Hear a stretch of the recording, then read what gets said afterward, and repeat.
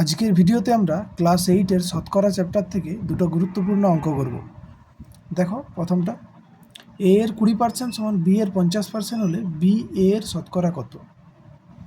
তাহলে দেওয়া আছে এ এর 20% সমান বি এর 50%। তাহলে সেটাকে আমরা লিখতে পারি এ ইন্টু 20% সমান বি ইন্টু 50%। এরপর পার্সেন্টেজ চিহ্নগুলো তুলে দিচ্ছি, তাহলে পার্সেন্টেজ তুললে 100 দ্বারা ভাগ করতে হয়, তাহলে সেটাই করলাম। এরপর দেখো, এরপর আমরা এ বাই বি নির্ণয় করব। তাহলে এখান থেকে পাচ্ছি A by B equal to 50/100 into 100/20। তাহলে এটা কাটাকাটি করে পেলাম A by B equal to 5/2।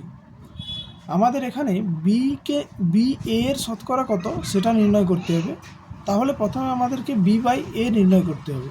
তাহলে এ বাই বি সমান আমরা পেয়েছি 5/2, তাহলে বি বাই এ সমান এটা উল্টে যাবে, তাহলে 2/5। তাহলে এবার এইটা বি এর 2/5 অংশ পেয়েছি। তাহলে এর শতকরা বার করতে গেলে একে 100 দ্বারা গুণ করব। তাহলে বি এর শতকরা 100 দ্বারা গুণ, তাহলে 40। বি এর শতকরা 40। সেটাকে ঠিকভাবে আরও ভালোভাবে বলা যায় বি এর 40%। দেখো পরের অঙ্কটা কি আছে, এ এর 30% সমান বি এর 0.25 হলে H/B নির্ণয় করো। তাহলে আগের মতোই এটাকে এর স্থানে আমরা গুণ চিহ্ন বসাতে পারি। তাহলে এ ইন্টু 30% সমান বি ইন্টু 0.25। তাহলে পার্সেন্টেজ তুললে নিচে 100 আসে, তাহলে লিখেছি।